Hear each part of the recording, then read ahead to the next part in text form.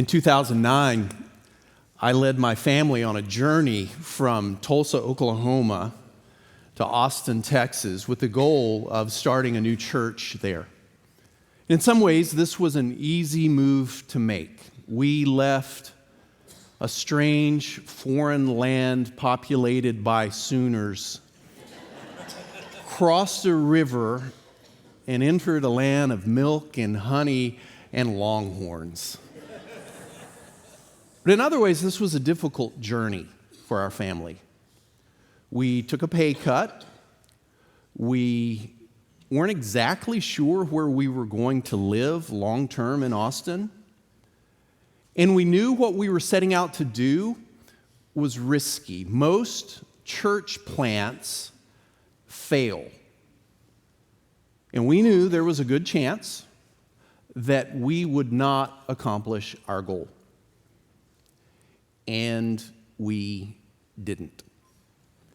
After being there 18 months, we shut the church plant project down, and I was without a job for another 18 months until I started working with the Preston Road Church in Dallas, where I preached for 10 years before coming here 4 years ago. But during that 18 months of in-between time, I did freelance preaching, some writing, and I helped Heather run the CrossFit gym that we started out of our garage. And I did a lot of soul searching. Those were hard times. I knew intellectually that the Lord was supposed to be with me, because that's what the Bible says. And that's what I had always preached. But it didn't always feel like the Lord was with me. Like any long journey, there were good and bad days. I would wake up some days excited for the future, looking forward to whatever was coming next. And there were other days I woke up feeling like a complete failure and overwhelmed with fear and anxiety about what I was going to do with the rest of my life. And I would love to tell you that through it all I was strong and courageous and faithful, and that I never doubted the Lord or the Lord's plan for my life. I would love to tell you that I did not allow the fear and the anxiety to put a strain on my relationship with Heather and to distract me at times from being the best father I could be to our boys. I would love to tell you all that, but it simply wouldn't be true. It was hard. And I have always had a roller coaster faith with peaks and valleys between courage and fear, trust and doubt. Someone once said you can't fly to heaven in a straight line. Well, forget about flying to heaven. I have never been able to follow Jesus on earth in a straight line. I think many people assume that preachers preach because they have more faith than others. That's never been my experience. For me and for many of my preaching friends, we preach because the primary audience we are constantly trying to talk into having more faith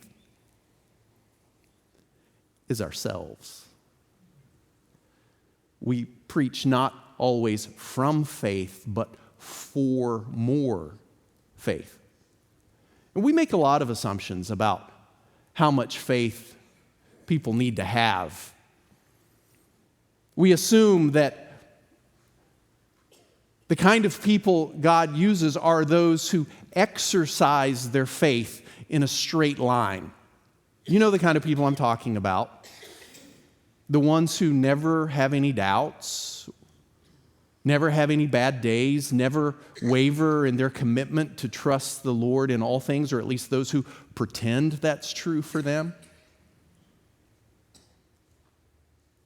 And the best way I know how to challenge that assumption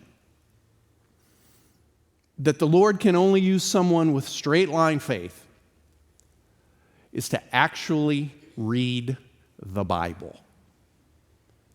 Because it is filled with stories of God using imperfect people with inconsistent faith to do amazing things. Abraham is a great example. He's one of the most well-known characters in the Scriptures. He's known as the father of faith. He is claimed by 3 major world religions. In the New Testament, his faith is celebrated and he is held up as an example for us to imitate. And yet, if you read his story carefully, what you will find in Genesis is the shape of Abraham's journey with the Lord is a roller coaster ride between courage and fear, trust and doubt. You remember last week we saw in the first part of Genesis chapter 12, it's an adventurous Abraham who leaves behind his predictable, comfortable life and obeys this strange voice that tells him to get up and go. And we celebrate Abraham's faith because he was willing to go somewhere, even though he did not know where he was going. But then in the very next scene, if you keep reading, in the second part of Genesis 12, the very next thing we see happening to Abraham is a famine forces him to leave the land and to go down into Egypt, where he is overwhelmed with fear and does not trust the Lord to take care of him. And so to protect himself, he lies about his relationship with his wife Sarah, saying she's his sister, and allows her to be taken into Pharaoh's household.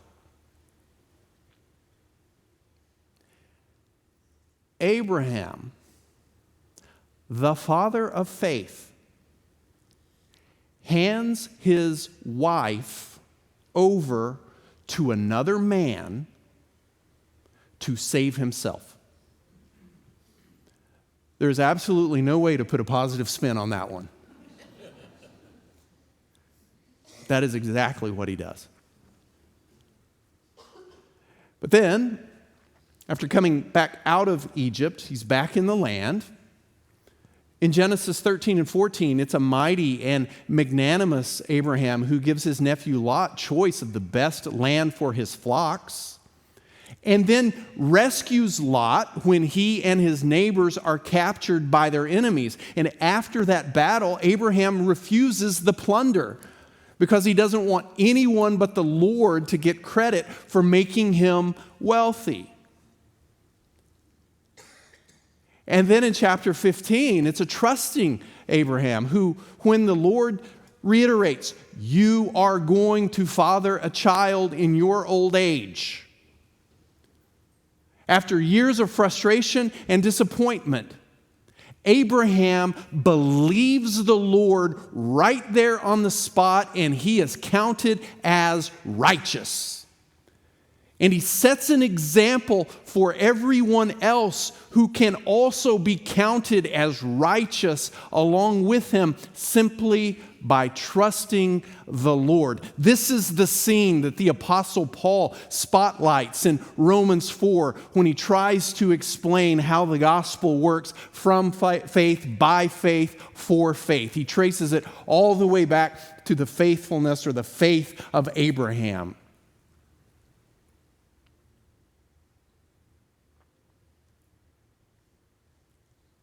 And then in chapter 16, it is an impatient, distrusting Abraham who listens to his wife's suggestion with absolutely no protest and tries to help God keep the promise by fathering a child with Hagar, Sarah's much younger maidservant. And in doing so, he puts a gnarly twist in his family tree. But then in chapter 17, Abraham trusts the word of the Lord again. And this time he submits to a painful procedure on one of the most sensitive areas of his body as a sign of his trust in God's promise to give him a child and to make him into a great nation. In chapters 18 and 19, it's a compassionate Abraham who intercedes for Sodom and Gomorrah and boldly negotiates with the Lord in an attempt to prevent the Lord from destroying those cities.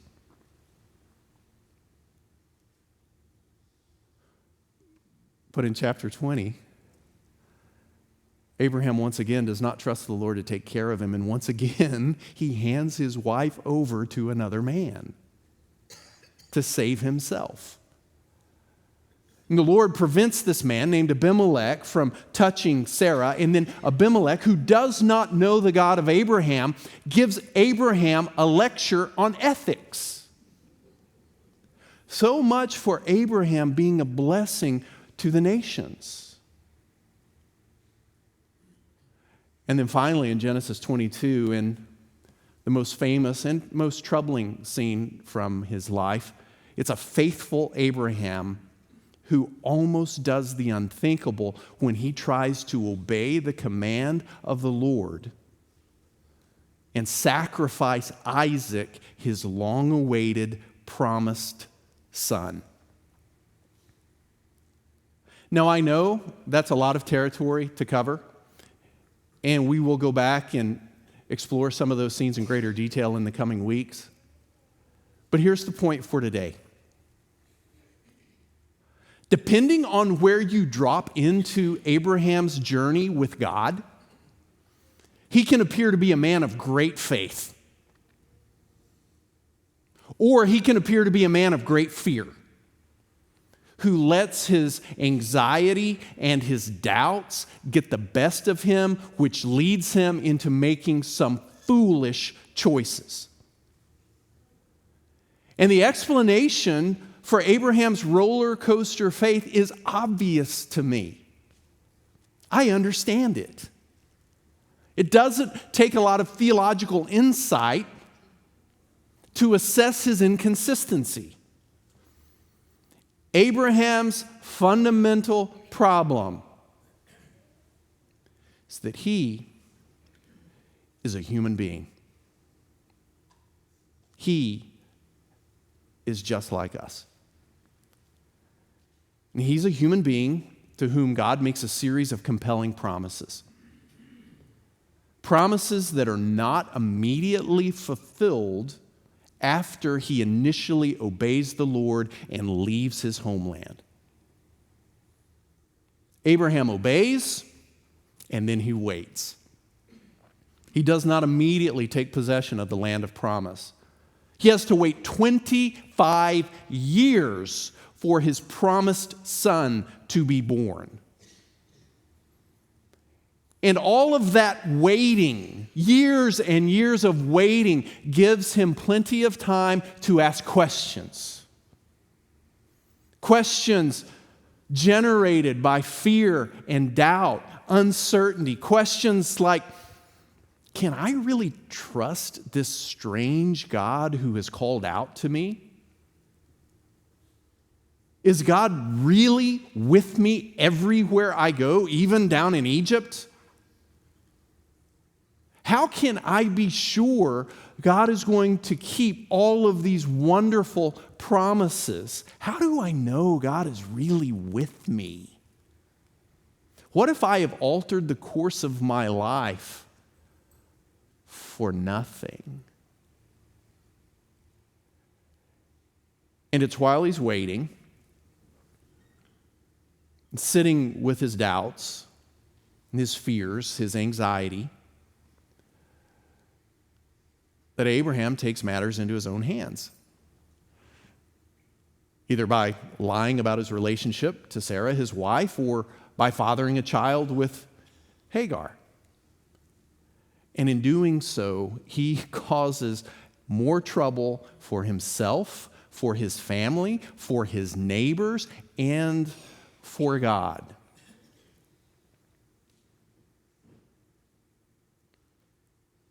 One of his books, Henry Nouwen, tells a story of friends of his who are trapeze artists, the Flying Rodleys. And these trapeze artists taught Nouwen about the special relationship between the flyer and the catcher in a trapeze act. The flyer is the one who lets go of the trapeze. The catcher is the one who is going to snatch the flyer out of the air. When the flyer lets go of the trapeze, he has one job, and that is to remain absolutely still and wait to be caught.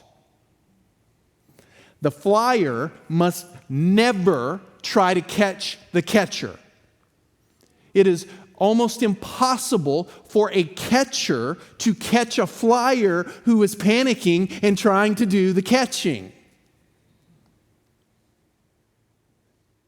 If the flyer wants to be caught, he must believe the catcher can catch him, he must let go, and he must wait in absolute trust. And this is the lesson Abraham has to learn over the course of his journey with the Lord. In the middle of his story, the Lord appears to him in Genesis 15 and says to him, verse 1, "Do not be afraid, Abram. I am your shield, your very great reward." In other words, Abram, let go. Let go of your fear. Let go of your anxiety. Please stop trying to catch yourself and trust me. I will catch you. I promise. And catch him the Lord does. When Abraham's faith falters, the Lord is there to catch him, even when he makes it harder than it has to be. Abraham's faith may be a roller coaster, but the Lord is a steady, straight line of faithfulness. Because the Lord promised to be with Abraham, and the Lord keeps that promise. No matter how much trouble Abraham's lack of faith causes, no matter how big the messes are that he makes, the Lord is with Abraham because the Lord chose Abraham. Abraham didn't wake up one day and choose the Lord. And when Abraham's faith wavers, it's the Lord who shows up repeatedly to reiterate the promise. Here's what I'm promising. Here's what I'm promising. And when Abraham says, "How can I know for sure that you're going to keep your promises?" the Lord ups the stakes by making a covenant, a binding agreement, a lasting partnership with Abraham. It's an amazing scene in Genesis 15. You can pick it up in verse 7, where the Lord says, "I'm the Lord who brought you up out of Ur of the Chaldeans to give you this land to take possession of it." That's the promise. But Abram said, "Sovereign Lord, how can I know that I will gain possession of it? Can I get that in writing?" And the Lord does one better. So the Lord said to him, "Bring me a heifer, a goat, and a ram, each 3 years old, along with a dove and a young pigeon." Abram brought all these to him, cut them in two, and arranged the halves opposite each other. The birds, however, he did not cut in half. As the sun was setting, Abram fell into a deep sleep, and a thick, dreadful darkness came over him. And when the sun had set and darkness had fallen, a smoking fire pot with a blazing torch appeared and passed between the pieces. And on that day, the Lord made a covenant with Abram. Now, that may be a strange scene to us, but that is a depiction of an ancient covenant ceremony where two parties entering into a covenant with each other would cut an animal or cut animals in half, and then they would pass through those cut carcasses as a way of saying, may what we have done to these carcasses be done to us if we don't keep our covenant, if we don't keep our agreement with each other. But notice in this scene, it's only the Lord, symbolized by the smoking fire pot and the blazing torch, that passes through the cut carcasses. Despite Abraham's inconsistent faith, the Lord unilaterally puts his honor on the line and pledges to keep his promise to Abraham without requiring Abraham to make any pledges in response. The Lord initiates, makes, and keeps this covenant with Abraham. Why in the New Testament is Abraham's faith celebrated? It's not because he was always faithful. It's not because he always did the right thing. It's because he had a faithful God who was always there to catch him. God saw Abraham through the ups and downs of his roller coaster faith. And God does the same for us. Our faith may falter. Our commitment to trusting the Lord in all things may waver. We are not perfect. But God's love for us never falters. God's commitment to be with us never wavers. The outcome of our story does not depend on us getting everything right. Nor does it depend on us always believing the right things with maximum intensity. The outcome of our story depends on a God who has promised to be with us, to walk with us, to take care of us in all things. When we have much faith and when we have little. Because God is our shield. God is our very great reward. God is our catcher. And by God's grace, we will be caught. Let's go now to the table and celebrate God's faithfulness in spite of our faithlessness.